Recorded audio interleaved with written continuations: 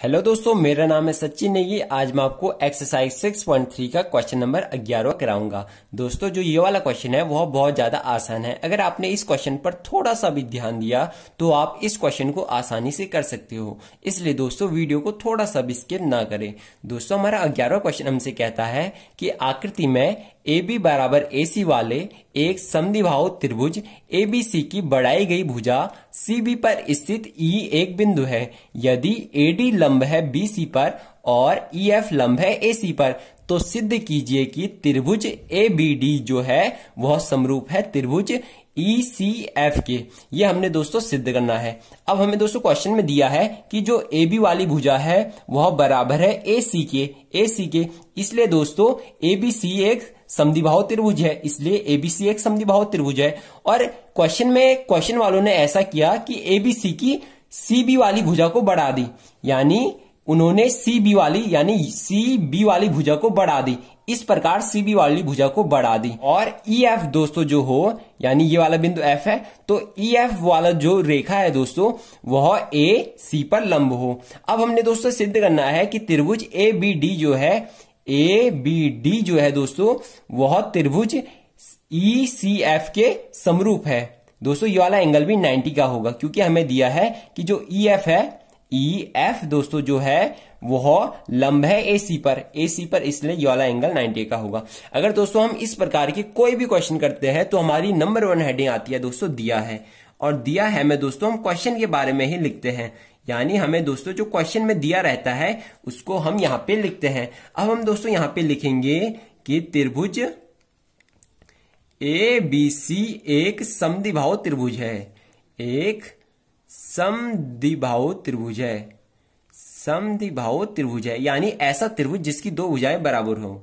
समद्विबाहु त्रिभुज है जिसकी AB बराबर AC है, AB बराबर AC भुजा बराबर है, AC भुजाएं बराबर है। अब दोस्तों CB की बढ़ाई गई भुजा, यानी CB की बढ़ाई गई भुजा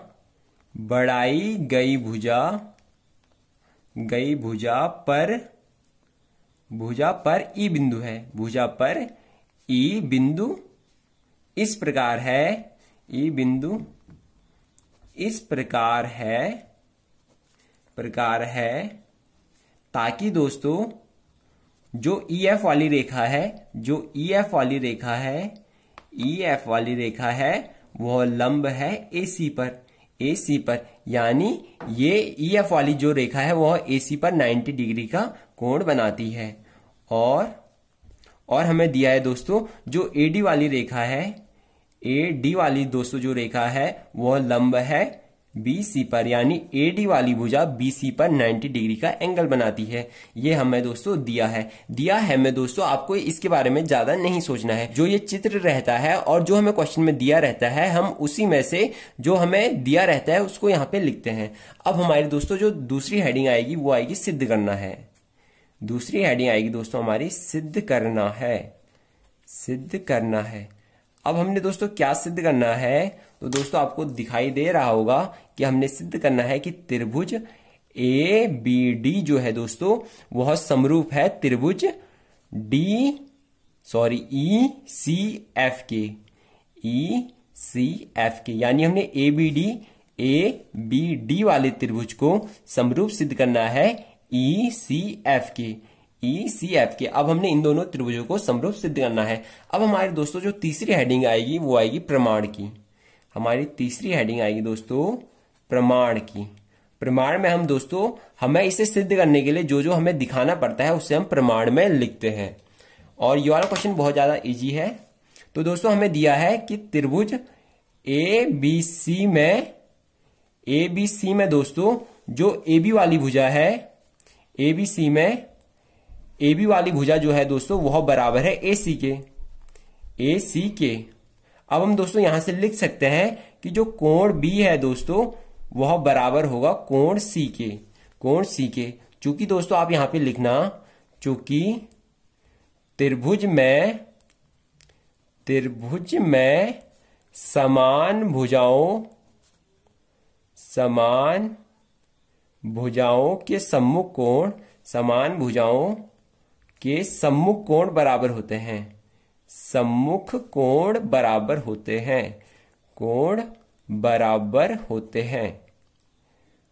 हैं। यानी दोस्तों त्रिभुज में समान भुजाओं, यानी समान भुजाओं के सम्मुख कोण, इस वाली भुजा का सम्मुख कोण ये है और इस वाली भुजा का सम्मुख कोण ये है। तो त्रिभुज में समान भुजाओं के सम्मुख कोण दोस्तों वह बराबर होते हैं। क्योंकि दोस्तों अगर दोस्तों हमारी त्रिभुज की दो भुजाएं समान है तो ये वाला एंगल इस वाले एंगल के ही बराबर होगा। अगर दोस्तों ये दोनों भुजाएं समान नहीं है तो ये एंगल बराबर नहीं होंगे। इसलिए दोस्तों ये एक रूल है, इसे आपको याद कर लेना है। ये वाला रूल बहुत सारे चित्रों में यूज होता है। तो त्रिभुज में समान भुजाओं के सम्मुख कोण दोस्तों बराबर होते हैं। इसलिए हमारा आ चुका है कि जो कोण बी है वह कोण सी के बराबर है। अब हम दोस्तों यहां से लिखेंगे कि अब हमने सिद्ध क्या करना है उसे यहां पे लिखेंगे। तो हम लिखेंगे यहां से अब त्रिभुज ABD तथा त्रिभुज ECF में आपने केवल इन दोनों त्रिभुजों को ही देखना है, क्योंकि इन दोनों त्रिभुजों को हमें समरूप सिद्ध करना है। तो आप इन दोनों त्रिभुजों को देखोगे, एक ABD को और एक ECF को। अगर आप इन दोनों त्रिभुजों को देखोगे तो ये वाला एंगल हमारा 90 का है, यानी ABD में ये वाला एंगल 90 का है। तो हम यहां पे लिखेंगे कि कोण ADB बराबर है कोण EFC के। यानी ABD वाले त्रिभुज में हमारा ये वाला कोण 90 का था और इस वाले त्रिभुज में ECF में हमारा ये वाला कोण 90 का है। क्योंकि हमें दोस्तों ये ऊपर ही दिया है कि ये दोनों लंब है, इसलिए ये वाला हमारा 90 का है, ये वाला भी हमारा 90 का है। अब हम दोस्तों दूसरे नंबर पे लिखेंगे, यानी हम त्रिभुज ABD में देखेंगे तो जो बी वाला कोण है दोस्तों वह बराबर है ECF में सी वाले कोण के। यानी ABD में जो बी वाला कोण है दोस्तों वह बराबर है ECF वाले त्रिभुज में सी वाले कोण के, क्योंकि हमने यहाँ पे ऊपर सिद्ध किया है। चूंकि हमारा यहां से आ चुका है कि जो कोण बी है वह बराबर है कोण सी के, क्योंकि ये दोनों रेखाएं बराबर है, इसलिए इनकी सम्मुख जो कोण होंगे दोस्तों वह बराबर होंगे। इसलिए हमने पहले ABD में बी वाला दोस्तों जो कोण होगा वह बराबर होगा त्रिभुज ECF में सी वाले कोण के।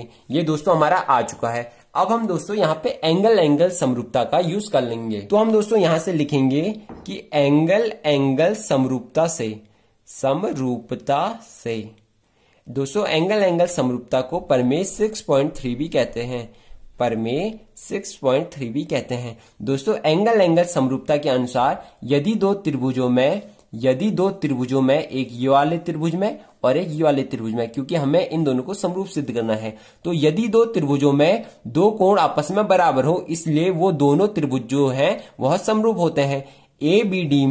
ABD में ये वाला एंगल 90 का था और ECF में ये वाला एंगल 90 का था, और ये वाले त्रिभुज में ये वाला एंगल B वाला था, यानी ये वाले एंगल B का जो मान था वह ECF में C वाले एंगल के बराबर है। इसलिए दोस्तों एंगल समरूपता हमसे ये कहता है कि यदि दो त्रिभुजों में दो कोण आपस में बराबर हो, इसलिए वो दोनों त्रिभुज जो है वह समरूप होते हैं। इसलिए दोस्तों हमारा आ चुका है कि त्रिभुज ABD दोस्तों वह समरूप है त्रिभुज ECF के, और इसे ही हमने दोस्तों सिद्ध करना था और इसे दोस्तों हमने सिद्ध कर लिया है। अब हम दोस्तों क्वेश्चन को एक बार और देखेंगे कि आखिर हमने इस क्वेश्चन में किया क्या। दोस्तों हमें क्वेश्चन में दिया है कि हमारा ABC दोस्तों वह समद्विबाहु त्रिभुज है, जिसकी जो AB वाली भुजा है वह बराबर है AC के, और हमें दिया है कि CB वाली भुजा को हमने बढ़ाया और यहां तक बढ़ाया कि जो EF वाली रेखा है वह EC पर लंब हो,